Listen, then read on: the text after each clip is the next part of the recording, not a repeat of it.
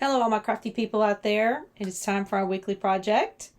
If you haven't been here before, my name is Stephanie and I upcycle clothing. Generally stuff I find at my local thrift stores or estate sales. And we either make new clothing or accessories or something in between.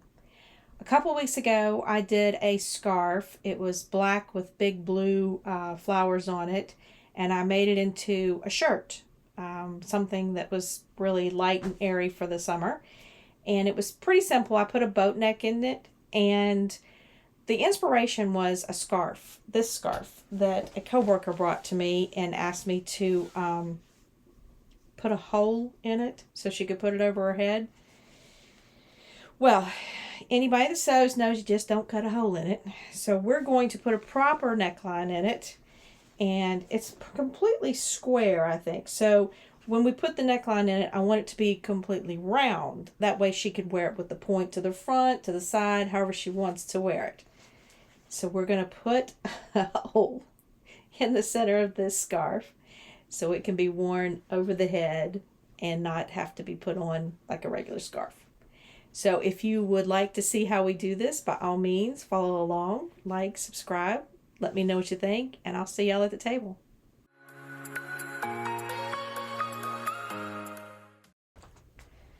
Okay, everybody, here is our scarf. It is a beautiful silk scarf, which is why I did the experiment on the black and blue one first.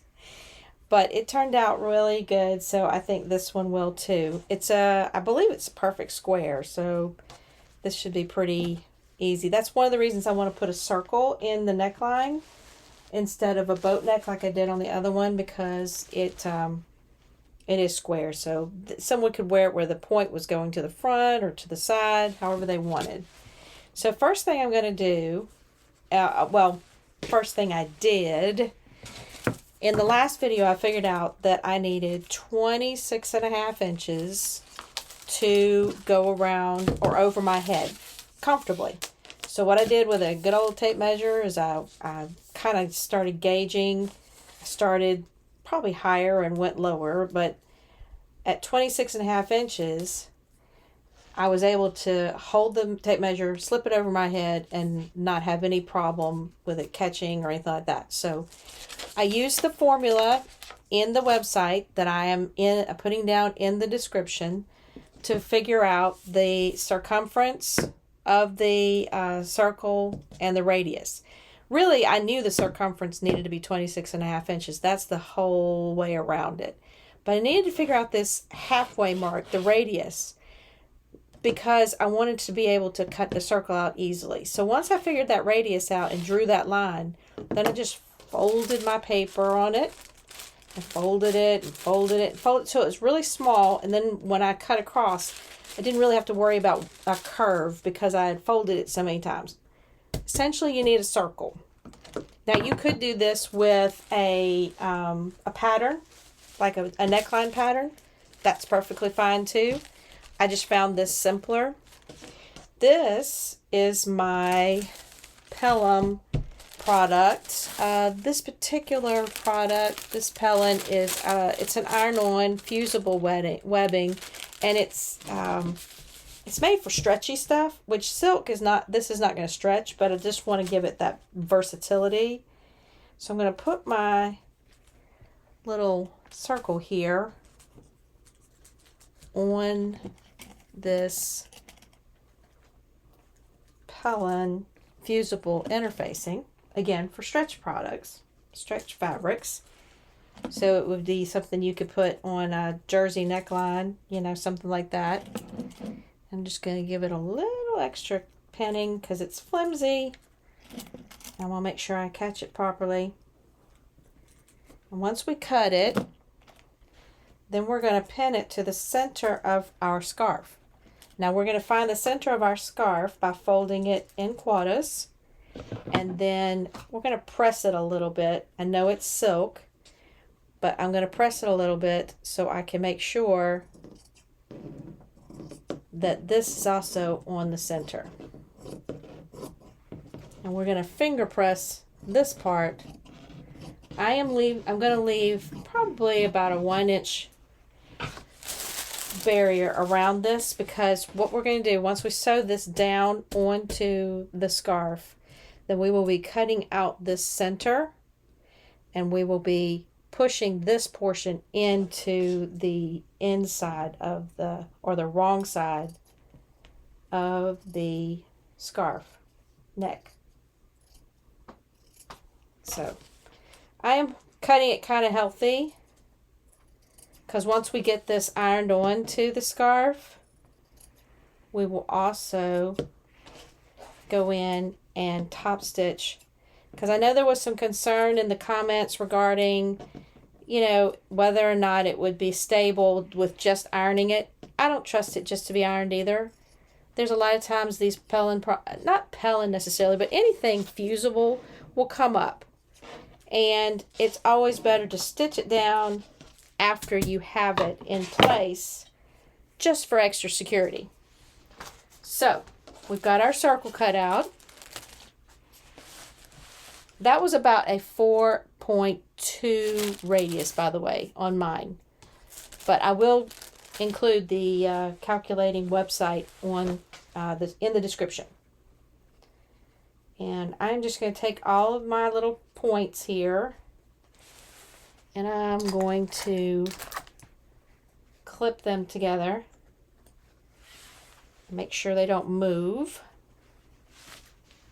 And I'm going to take the sides over here. You can pin it. I'm just clipping it. I think it's going to hold fine. And clip it here. And then I want to clip it over here. Again, just keeping it lined up before we press it. Like that. And I'm going to put a clip over here. Well, I think I am. As soon as I can get my hand deep enough in that little... I need to make some more of those. The little jean leg baskets. Anybody want to see me do that? Let me know. It's just a little basket that I keep over here on the side that makes my life a lot easier. This little jean basket made out of a denim leg. Helps me keep track of stuff. So here we go. I'm going to put this over to the side, bring my ironing board up. It needs a good wash. But I was so glad to recover this. Alright, I've got my iron set on a low setting. It's for silk. Silk's more durable than you think, oddly enough. I don't know if people know that. But I'm just going to press this corner down over here a little bit. It's already been folded in for, but I want to make sure we have a good center point.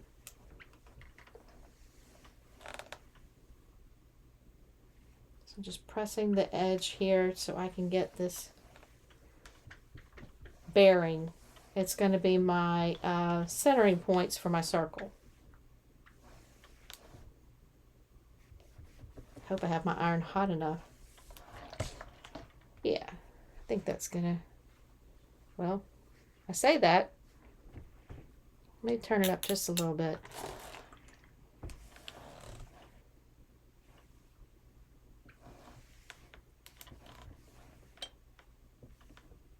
I don't need much of it to have this, these points on it. But see, it's been folded before. So what I'm going to do is I'm going to put a pin in it right here in the center, and maybe that will help me as well. So let's get the iron and the ironing board out of the way.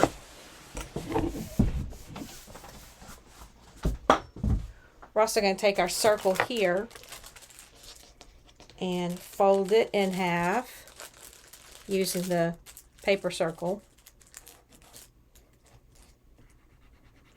I'm going to press down the edges of our circle. That will also create our crosshairs. My pins are kind of in the way.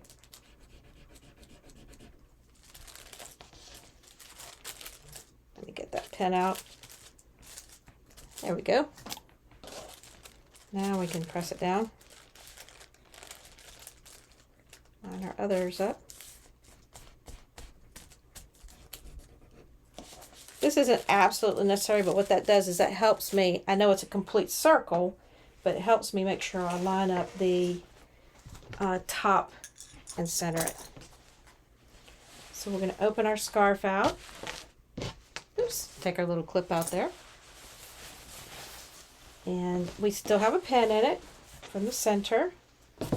That's good. And the crosshairs are good and clean, so they're going to be fine. I don't need the pin after all. I can see the crosshairs really well. You can probably even see them. It's probably much dead center on that bird. It's a very pretty scarf. Now, obviously this is the right side. This is the wrong side. So this is the right side. This is the side we're going to pin our interfacing on. We're going to pin it with the glue side, the sticky side, bumpy side, whatever, out. So we're actually, the smooth side is going to go to the scarf. And we're going to use our little centering points as soon as I can find them. There we go. And we're going to center our, let's do it this way.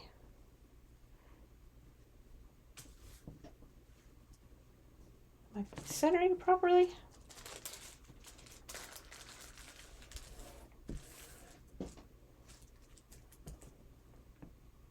Make sure.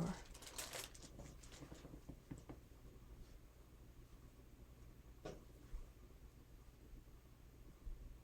think that's it. All right, now I'm going to take the pins and I'm going to reapply them right over the top of my paper, because I'm going to use this paper as my sewing line. I'm going to sew right to the edge of my piece of paper, the tracing paper, all the way around. You could trace it onto your interfacing if you like. I tried that. It's okay. It's just I don't know, flimsy, because it's paper and this crazy interfacing that's real light. So it doesn't work as well. Just make sure you've got it on the right side. So we have got it centered with the sticky side up and the right side up. So those are not touching. So when we turn it in, then the sticky side will touch the back and it'll press down. So let's go to the machine. We're going to sew all the way around the edge of our tracing paper.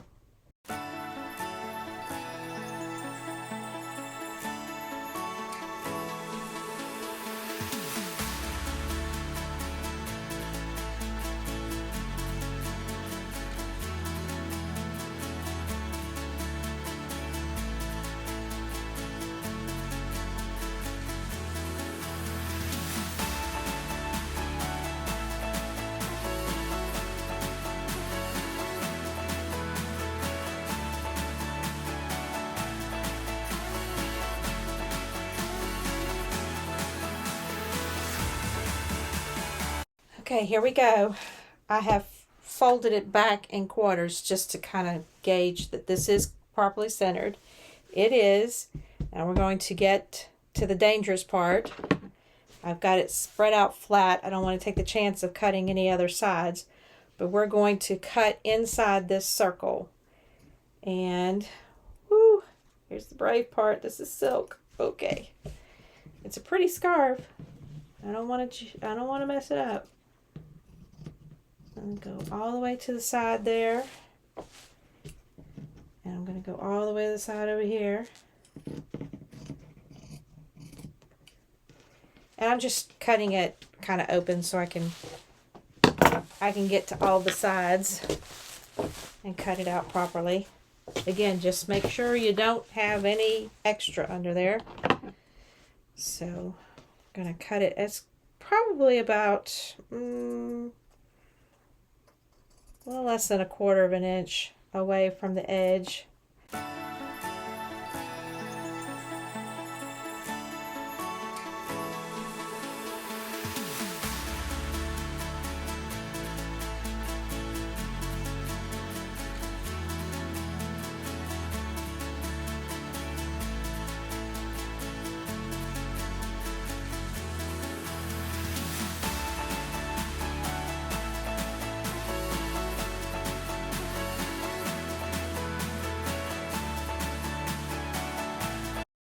Okay, tried the pinking shears and the fabric was just too lightweight, so I ended up just notching it with my scissors.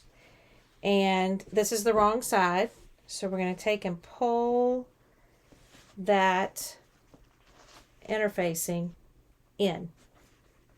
Now it might take a little bit. I'll put a few pins in it if we need to, but we're just trying to pull it in to the what would be the inside of what is now going to be kind of like a poncho. And I'm going to take some pins. Got my iron heating up, and I am going to pin them to the board.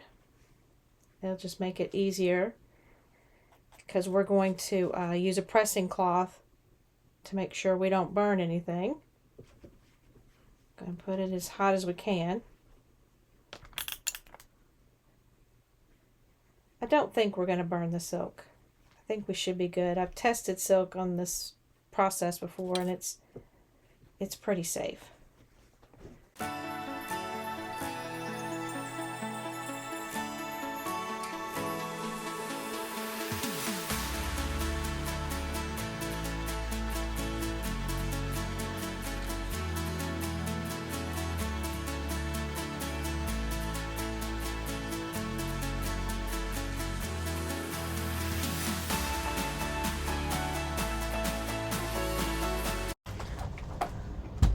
Alright, we've got it ironed down. Now we can take our pins out. We're going to take it back over to the machine, and we're going to stitch a top stitch around this because I do not trust fusible webbing to stay forever. But if we didn't make a nice top stitch around this, we'll keep it in place a lot longer. So let's go to the machine, top stitch, and we'll be finished.